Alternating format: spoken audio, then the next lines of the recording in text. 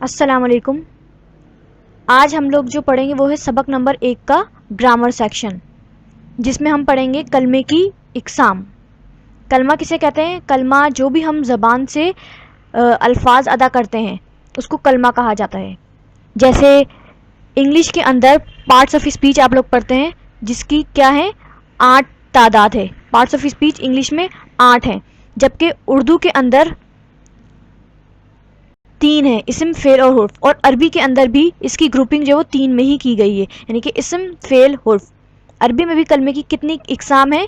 3، اسم، فعل اور حرف۔ اسم کیا ہوتا ہے؟ اسم اس لفظ یا کلمے کو کہتے ہیں جس میں کسی چیز کا نام، جگہ، کسی شخص کا نام، چیز اور جگہ کا نام بتایا جائے۔ مثلا یہاں عربی میں مثالیں دی ہوئی ہیں۔ کتابن، کتاب کیا ہے؟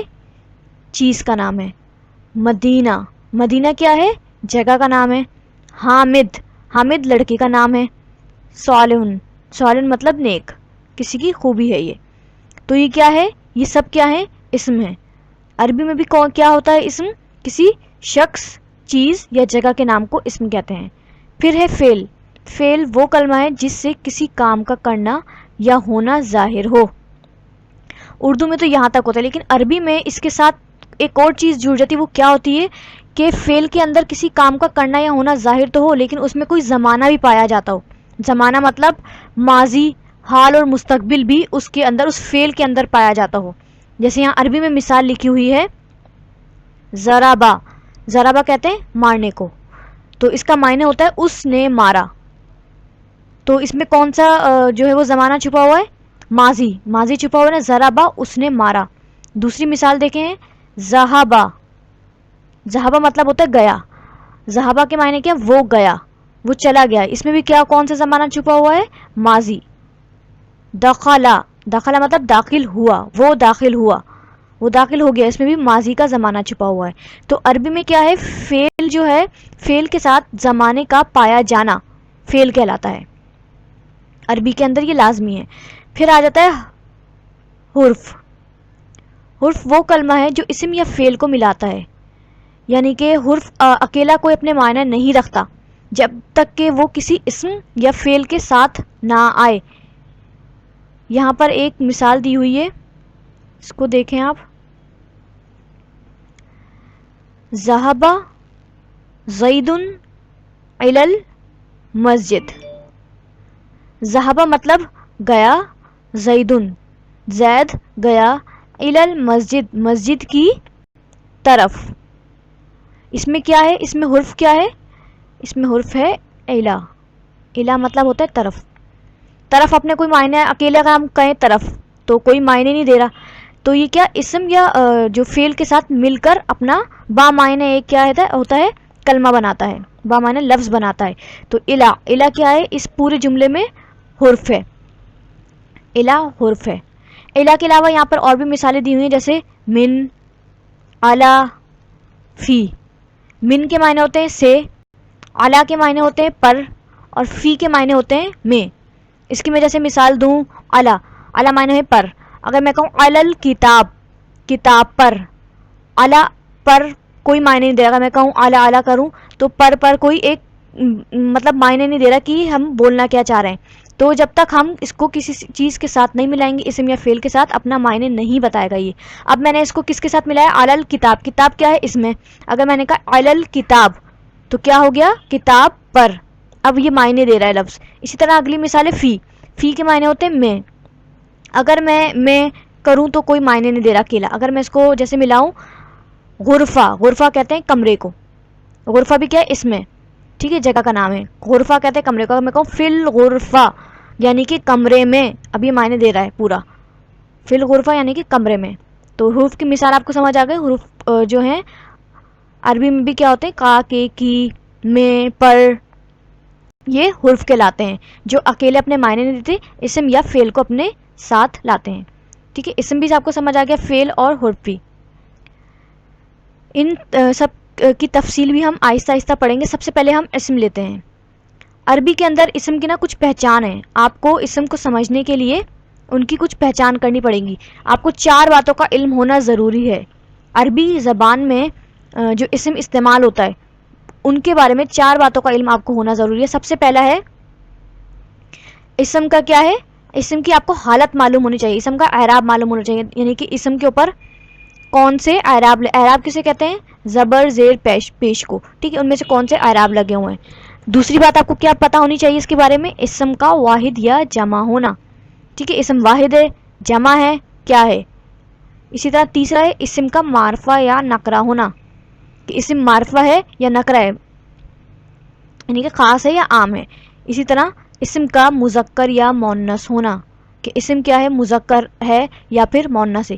ان 4 باتوں کا آپ کو جاننا ضروری ہے. ہم ایک ایک کر کے اس کو بھی تفصیل سے سمجھیں گے کہ اعراب سے کیا مراد ہے, اسم میں واحد جمع کا ہونا کیا ہوتا ہے, اسم میں معرفہ نکرہ کا ہونا کیا ہوتا ہے, اور مذکر مؤنث کیا ہوتا ہے. اگلے صفحے پر دیکھیں تو یہاں لکھا ہوا ہے اسم کا اعراب یا حالت کی پہچان. ابھی ہمیں بتا رہے ہیں اسم کی اعراب کی حالت کو پہچاننا. سب سے پہلے تو آپ کو یہ ذہن میں رکھنا ہے کہ عربی ہم لوگ کیا کہتے ہیں, زبر زیر پیش, لیکن عربی میں ہم زبر زیر پیش نہیں کہیں گے, اس میں اس کی یہ چینج ہو جاتی ہے. ہم کیا کہتے ہیں عربی میں, پیش کو کہتے ہیں رفع, پیش کو کہتے ہیں رفع, زبر کو کہتے ہیں نصب, اور زیر کو کہتے ہیں جر. یہ آپ کو یاد کرنا پڑے گا کہ عربی میں اب ہم جب عربی پڑھیں گے ہم زیر زبر پیش نہیں پڑھیں گے, ہم اس کو بھول جائیں گے. ہم کیا پڑھیں گے, رفع, نصب اور جر. رفع کہتے ہیں پیش کو, زبر کو نصب کہتے ہیں, اور زیر کو جر کہتے ہیں. عربی کی یہ 3 حالتیں اسم کے اوپر جو آتی ہیں, ان تینوں حالتوں کا آپ کو یاد رکھنا ہے. یہاں مثالیں بھی دی ہوئی, جیسے آپ یہاں دیکھیں یہ لکھا ہوا ہے کتابن, کتاب کیا ہے, اسم ہے, اس کے اوپر حالت کون سی ہے, آخر میں 2 یعنی کہ پیش لگا, ہم پیش نہیں کہیں گے, اس کو کیا کہیں گے, حالت رفع. مسلمن, مسلم اسم ہے اور اس کی حالت کیا ہے, یہاں پر رفع ہے, یعنی کہ 2 پیش لگے, پیش کو کیا کہتے ہیں, رفع. اسی طرح یہاں حالت نصب دیکھیں, کتابن, کتاب کیا ہے, اسم ہے, اور حالت کون سی اس پر لگے ہوئے ہیں, زبر, زبر کو ہم کیا کہیں گے, نصب. تو یہ کون سی حالت میں اسم, حالت نصب میں, مسلمن حالت نصب. اسی طرح ایک حالت جر, حالت جر کیا ہے, کتاب بن, کتاب اسم ہے اور اس کے نیچے کیا لگے ہوئے ہیں, زیر لگے ہوئے ہیں, زیر کو ہم کیا کہیں گے, جر. یہ اسم کون سی حالت میں آپ کو دکھ رہا ہے, مسلمن حالت جر میں. تو آپ کو یہ حالتیں 3 حالتیں آپ کو یاد رکھنی اسم کی, کون کون سی, حالت رفع, حالت نصب اور حالت جر. حالت رفع کیا ہوتی ہے, جس پر پیش لگا ہو, حالت نصب جس پر زبر لگا ہو, اور حالت جر جس پہ زیر لگا ہو. ٹھیک ہے.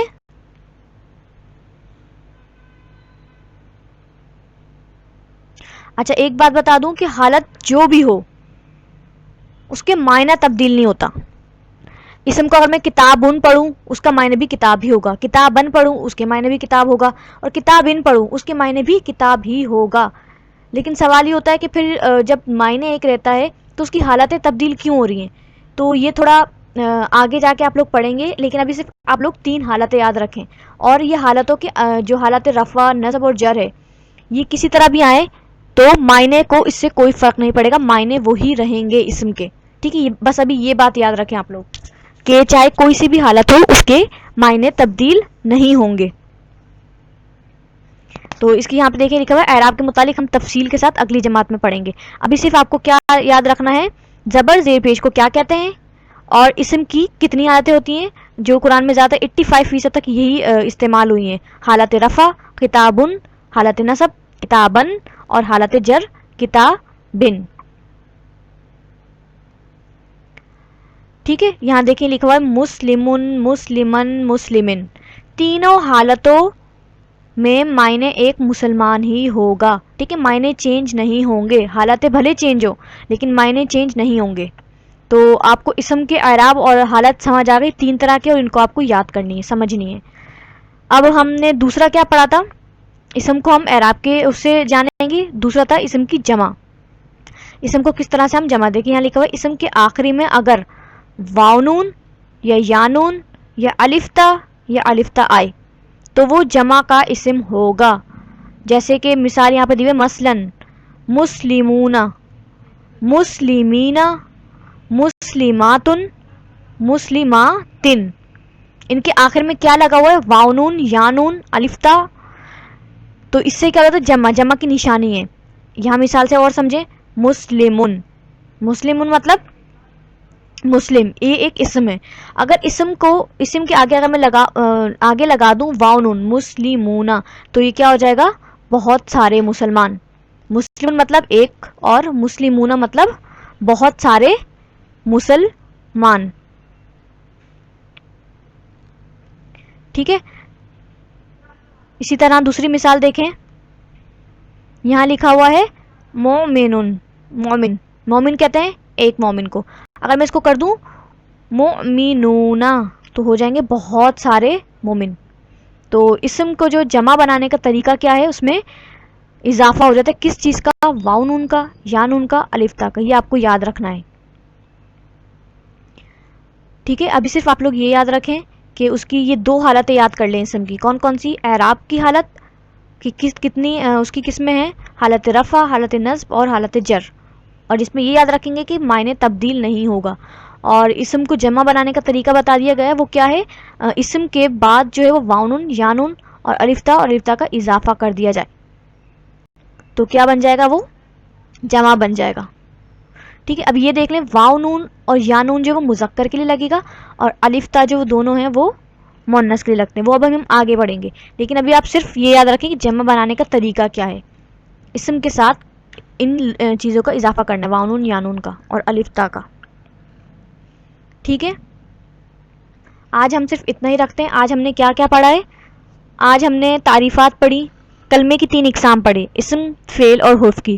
اور اس میں سے آج ہم نے اسم کو پڑھا. اور اسم میں سے بھی ہم نے صرف اور صرف اسم کی کیا چیز پڑھی ہے؟ اسم کی پہچان کی 2 صورتیں پڑھی ہیں. ابھی 2 صورتیں اور باقی ہیں.